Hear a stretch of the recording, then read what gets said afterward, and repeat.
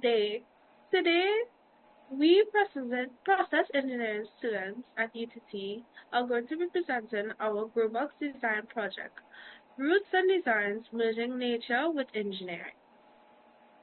My group members are Delena Bowen, Colleen St. Louis, Rondell Cato, and myself, Makaya Jamas. I will now pass you on to the introduction. We are process engineering students at the University of Trinidad and Tobago, and this Gearbox project was a part of our problem-solving course. The motivation for this initiative came from growing concerns about food affordability and accessibility, especially in rural and low-income communities. Many households spend significant amounts on herbs and vegetables that could be grown at home with the right tools and knowledge. Our objective was to create practical, low-cost robot solutions that would allow families to grow their own food in small spaces. These boxes use easily available material like plastic, bottles, bamboos, and wooden pallets. We also made sure to design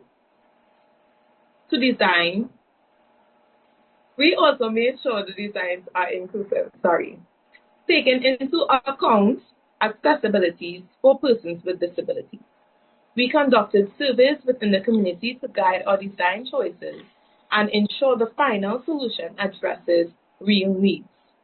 Our Growbox design promotes self-reliance, reduces grocery costs, and contributes to healthier, more sustainable living.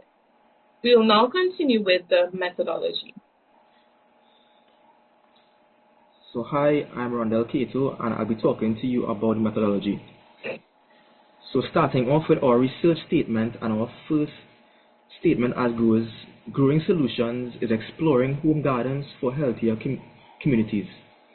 This workshop will assess the feasibility of home vegetable gardens in communities and educate interested individuals on how to start them.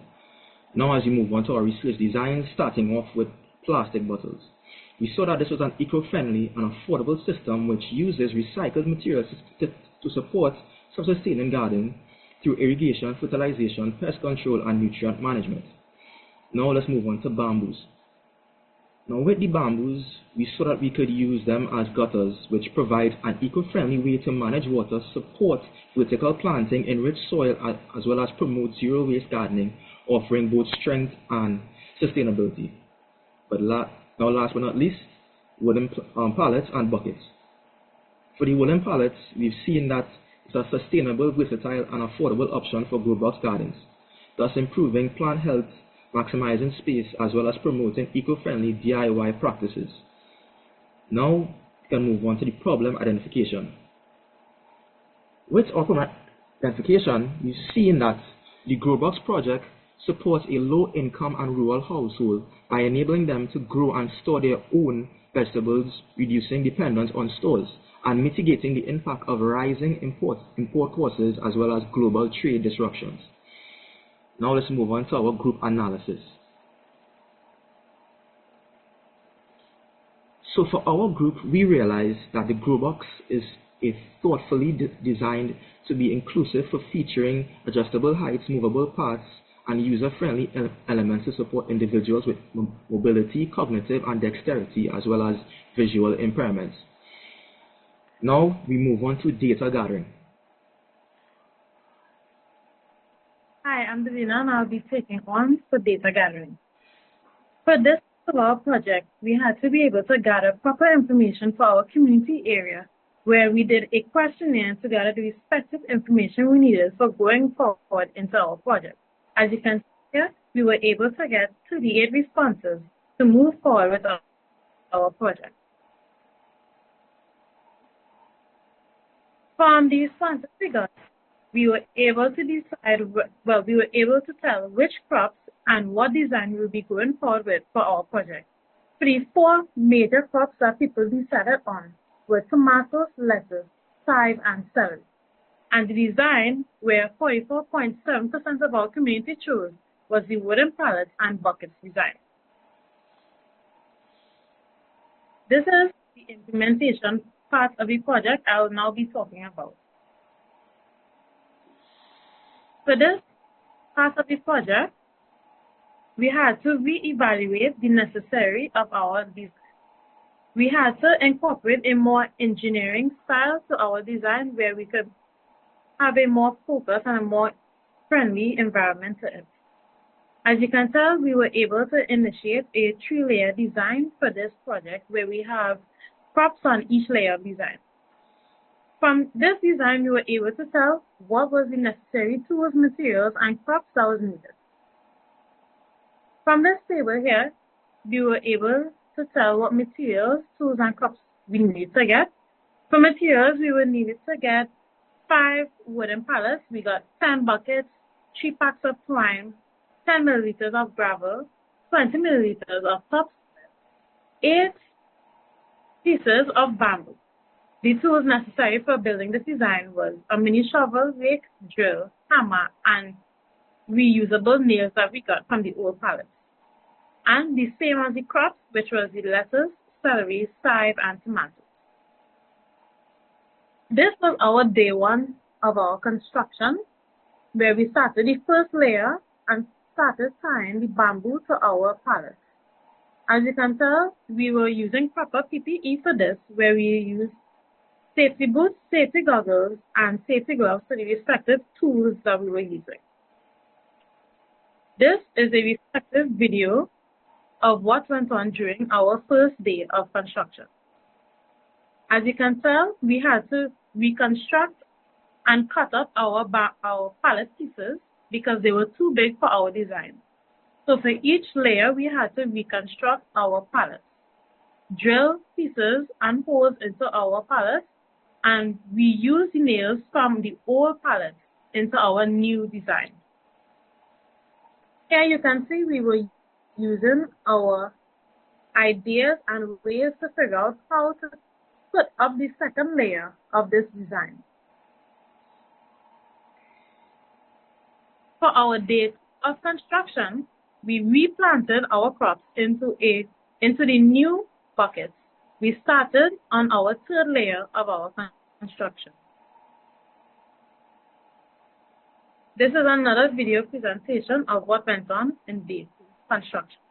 Here you can see we started replanting the crops into their respective buckets. Right after this, we started tying our bamboos to our 2nd layer to make sure they were properly tied and strong, able to hold on to the 3rd layer of our design.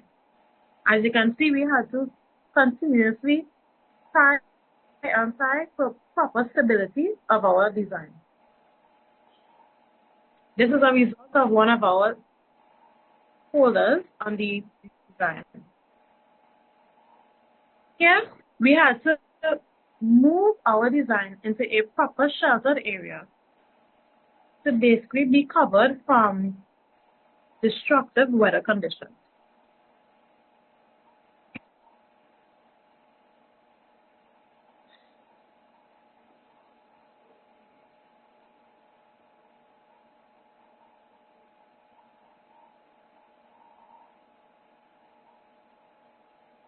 This is our final product. As you can tell, we were able to initiate the design we had first drawn into our final product, where we have 3 layers. We have 6 props on the bottom layer, 3 props on the 2nd layer, and then we have 1 prop on the 3rd layer. I will now be moving on with the budget.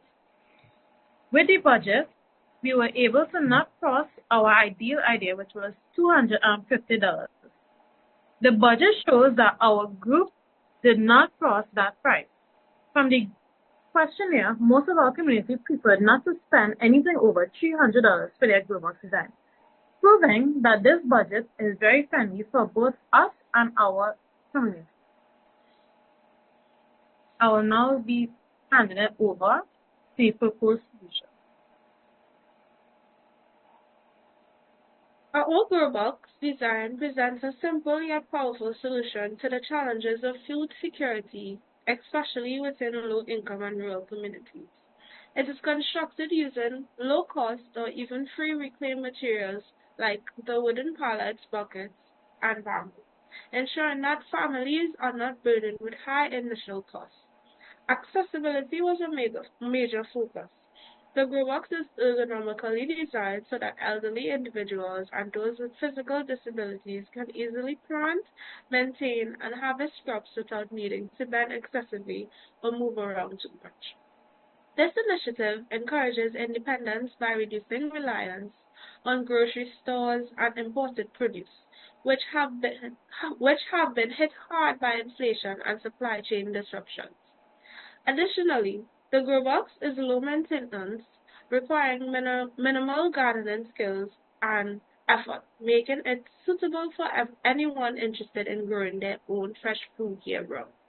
Overall, the grow box strengthens the food resilience, empowers communities, and supports a healthier lifestyle while promoting sustainability and environmental stewardship. We'll now move on to the discussion.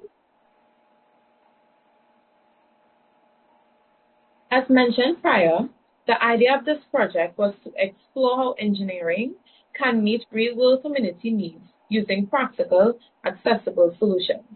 Our aim is to empower communities through small-scale agriculture. By targeting low-income households, we saw an opportunity to improve food security and reduce dependency on imported goods. Upon sending out the survey to the community, we received 38 responses and over 65% expressed interest in starting their own at-home garden. This confirmed that there is a real demand for easy, affordable gardening solutions like our wooden pallet with bamboo and bucket design. Inclusivity was a key factor. We made sure our grow box could be used by individuals with different physical abilities. This meant testing different designs made from plastic bottles, bamboos, and much more, prioritizing comfort, reachability, and flexibility. Using mostly repurposed material, we built our designs in under 2 days with a total cost of just $250 TT. This proved that sustainability doesn't have to be expensive at all. The need for local food production is urgent.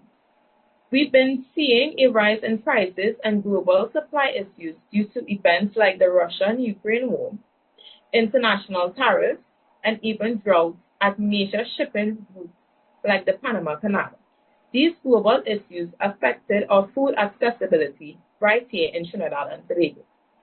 By promoting home gardening, we can help households save money and reduce reliance on food importation. This also builds resilience within communities and prepares us better for future disruptions. This wasn't just about building boxes. However, it was about teamwork. Each of us contributed to planning, data collection, construction, and adaptation. We practiced real-world problem solving, guided by both community inputs and engineering principles. To wrap up, this project shows how simple tools and community engagement can create powerful solutions. Our grow box is more than a garden.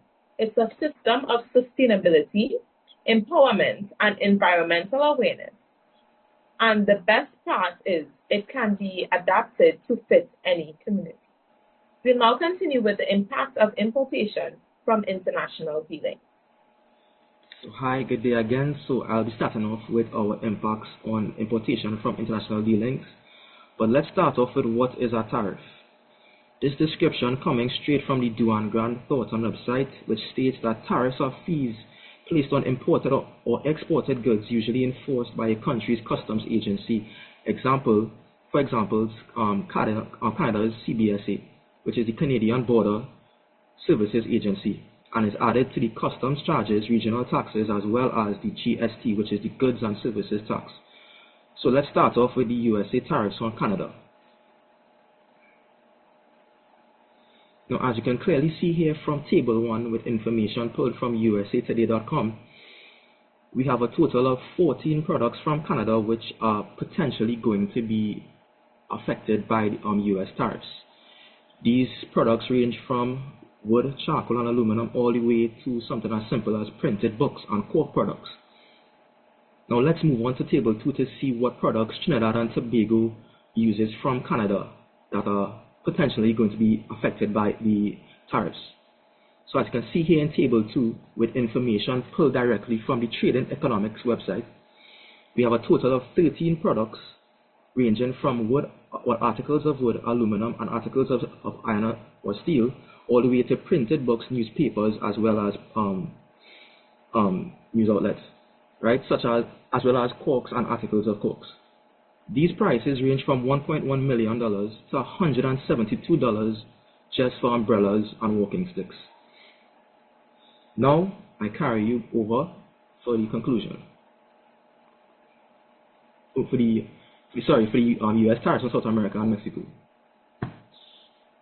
The imposition of tariffs by the United States on South America and Mexican exports has significant ripple effects that reach Trinidad and Tobago.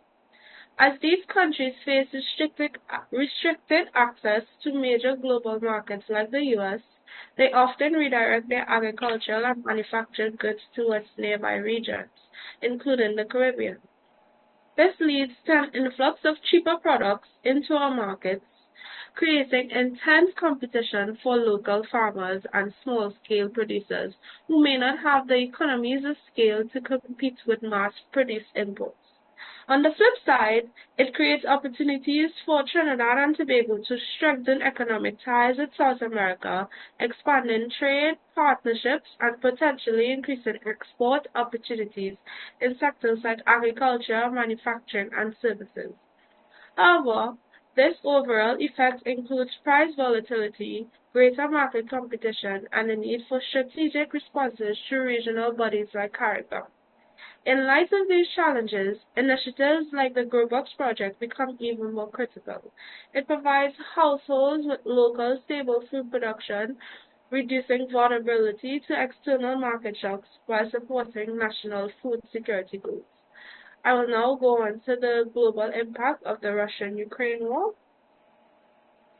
So, just to sum it all up, the Russian-Ukraine war, along with U.S. involvement, has caused major global disruption. We have seen inflation, broken supply chains, and more complicated trade systems. For Trinidad and Tobago, this has translated into high food prices, challenging accessing foreign exchange, and growing economic pressure. This situation reinforces the need for local solutions and long-term food security strategies. We'll now move on to the Panama Canal drought.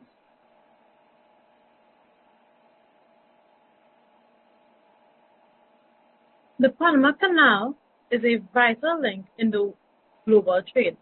It faced one of its worst droughts in recent memory.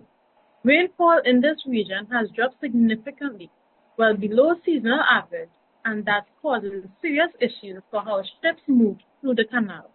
Most people don't realize it, but the canal doesn't just cut through the land. It relies on a huge amount of fresh water from nearby lakes to lift and lower ships through a series of locks. So when water runs low, the whole system slows down. Right now, fewer ships are being allowed through per day, and those that do pass often have to carry lighter loads. In some cases, ships are waiting for days just to get clearance. It's a bottleneck that's creating ripple effects across global supply chains. The drought at the Panama Canal is another sign of how climate change is no longer a future issue. It's happening now. As weather patterns become more unpredictable, systems that rely on nature's balance are getting pushed to the limit. The canal wasn't built for this kind of long-term water shortage. In the end, this situation is a wake-up call. It shows how deeply connected we all